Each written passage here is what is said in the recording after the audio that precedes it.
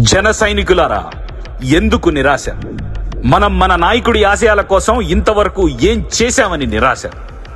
మనం ఏవేవో ఊహించుకుని మన అంచనాలకు తగ్గట్టు సీట్ల పంపకం జరగలేదని గుండెలు బాధేసుకుని షర్ట్లు చించేసుకుని తలలు వంచేసుకుని మన పార్టీ మీదే మన నాయకుడి మీదే అసహనం కోపం ప్రదర్శిస్తున్నామే.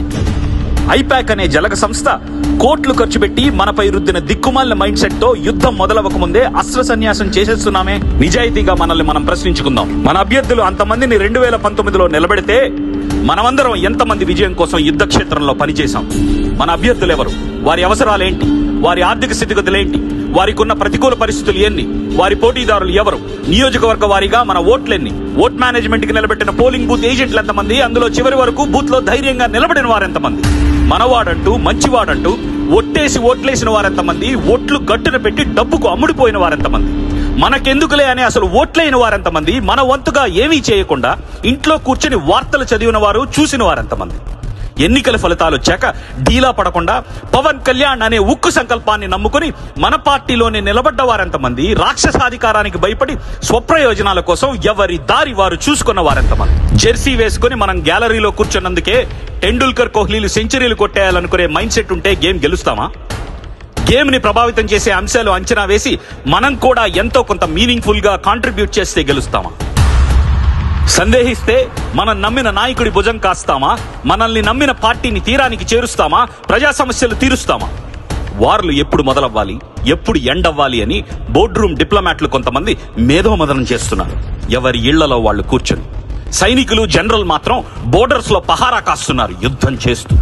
వయసు మళ్లిన మేధావులు నిరాశకు గురై నిట్టూర్పులు విడుస్తున్నారు. దేశ కాలమాన పరిస్థితులు మారవన్నట్లు, అంతా కుళ్ళిపోయింది, ఇంకేం చెయ్యలేమన్నట్లు.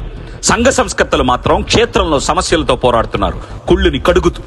అనుభవం లేకుండా అరకొర నాలెడ్జ్ తో ఆన్లైన్ లో విరుచుకుపడే మనవారు కొందరు అసహనం వ్యక్తం చేస్తున్నారు. అధికార ఐపాక్ వారు మాత్రం అదే ఆన్లైన్ క్యాంపెయిన్లకి ప్రతి 6 నెలలకి 33 కోట్లు ఖర్చు పెడుతూ విరగబడి నవ్వుతున్నారు, మన మనస్సుల్లో విషం చల్లుతూ.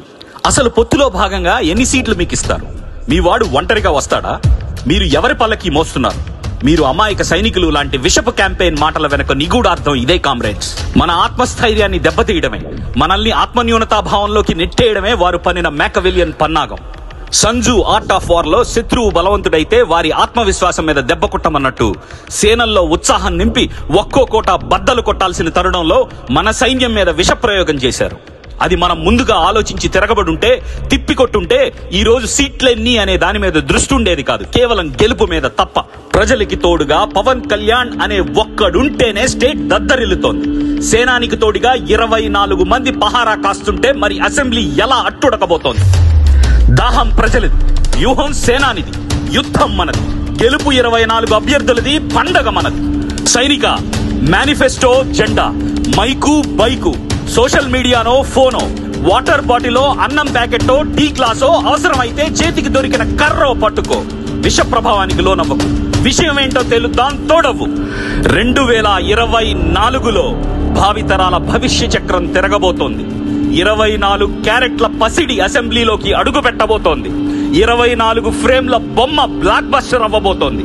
24 ఇరుసుల అశోకుడి ధర్మచక్రం సాక్షిగా మన జన చక్రధారి విశ్వరూపం చూడబోతున్నాం.